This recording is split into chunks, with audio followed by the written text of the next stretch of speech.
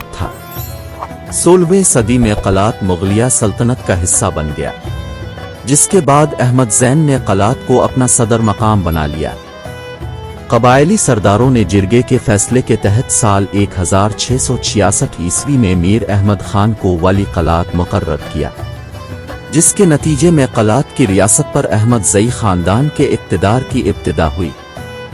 कलात की रियासत के पहले हुक्मरान के तौर पर मीर अहमद ज़ई बहुत ही कामयाब हुक्मरान साबित हुए, अगरचे कि इस वक्त रियासत कलात की हुदूद कलात और सुराब के इलाकों पर मुश्तमिल थी। मस्तौन पर मुगलों का कब्जा था। बागबाना और खुजदार नीज दर्रा मुवल्लाह के मुत्तसिला इलाके पर जदगाल काबिज थे और शाल कोट क्वेटा पर अफगानों का कब्जा था। सिंध पर कल्होड़ा खानदान हुक्मरान।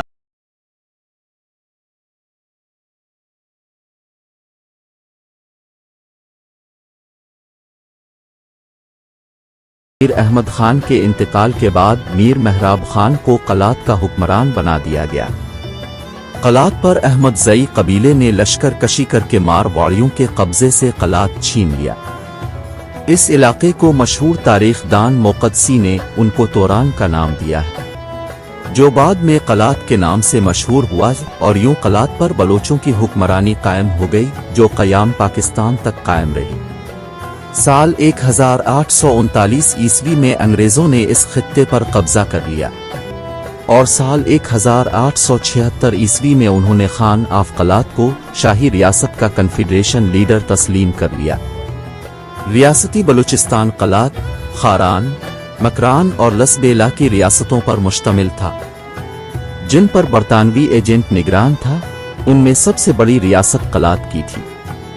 बलूचिस्तान क़याम पाकिस्तान के वक्त ये मशरक़ी बंगाल, सिंध, पंजाब और सूबा खैबर पख्तूनख्वा की तरह बरतानवी राज का बाकायदा हिस्सा नहीं था, बल्कि साल 1947 तक बलूचिस्तान, कलात, खारान, मकरान और लसबेला की रियासतों पर मुश्तमिल था, जिन पर बरतानवी एजेंट निगरान था।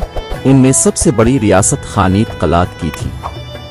कलात इंतज़ामी एतबार से कलात के मशहूर हुक्मरान मीर नसीर खान नूरी ने कलात को दो हिस्सों सारावान और झालावान के नाम से तकसीम कर रखा था।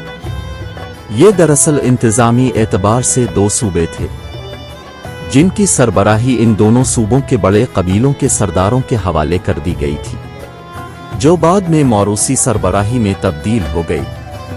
अंग्रेज हुकूमत के दौर में कलात के हुक्मरान मीर नसीर खान नूरी ने बलोच फौज और सरदारों के हमरा अहमद शाह अब्दाली के हमरा मरहटों के खिलाफ मशहूर पानीपत की लड़ाई में हिस्सा लिया था। इस लड़ाई में दीगर बलोच कबाइल के साथ बुक्टी मरी लगारी और मजारी कबाइल ने भी हिस्सा लिया। मरहटों की शिकस्त के बाद मगलूब मरहटों की बहुत बड़ी तादाद को कैदी बनाकर बलूचिस्तान में लाया गया था। इनमें से कुछ बुक्टी कबीले के कैदी बने, जिसके नतीजे में ये मरहटी डेरा बुक्टी के इलाके में आबाद किए गए, जिनके औलाद आज भी बुक्टी कबीले का हिस्सा है और ये हिंदू बुक्टी कहलाते हैं। जब अंग्रेजों की हुकूमत खत्म हुई और पाकिस्तान एक आज़ाद मुल्क बना तो रियासत कलात का पाकिस्तान के साथ इल्हाक कर दिया।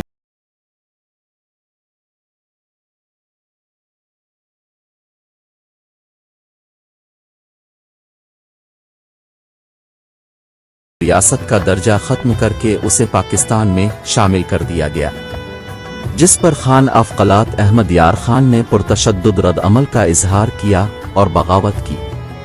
हुकूमत ने इसकी बगावत को दबाने की कोशिश की और इसे साथियों समेत कैद कर दिया। इस मामले पर बड़ा रद्द अमल सामने आया, लेकिन हुकूमत अपने मकसद में कामयाब हो गई। इसके बाद अहमद यार खान से बात करके उन्हें हुकूमती बलूचिस्तान में शामिल किया गया।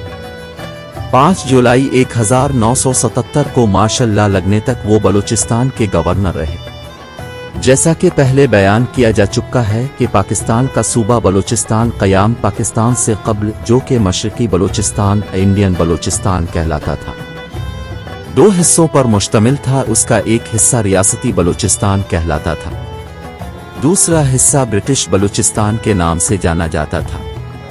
कलात की इस तकसीम की बुनियाद पर कलात के इलाकों में कबाइल को भी तकसीम किया गया था। इसी बुनियाद पर अपनी फौज की बुनियाद भी रखी थी।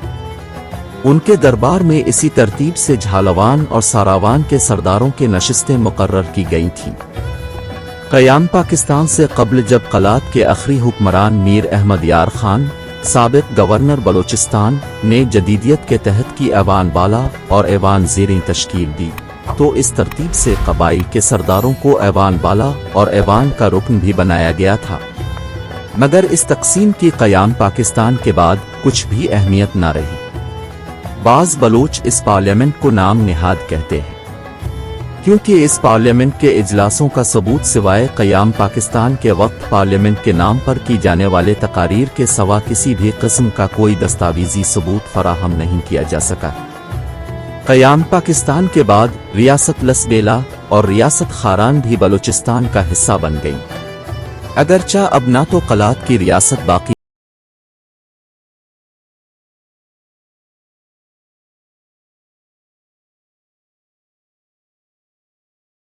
جھالوان اور چیف آف ساراوان کا خطاب کچھ سردار استعمال کرتے ہیں، جن کے بزرگ چیف آف جھالوان یا چیف آف ساراوان تھے۔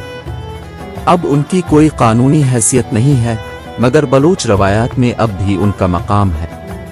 جو لوگ شروع سے اب تک خان آف قلات رہے ہیں ان کی نام یہ ہے۔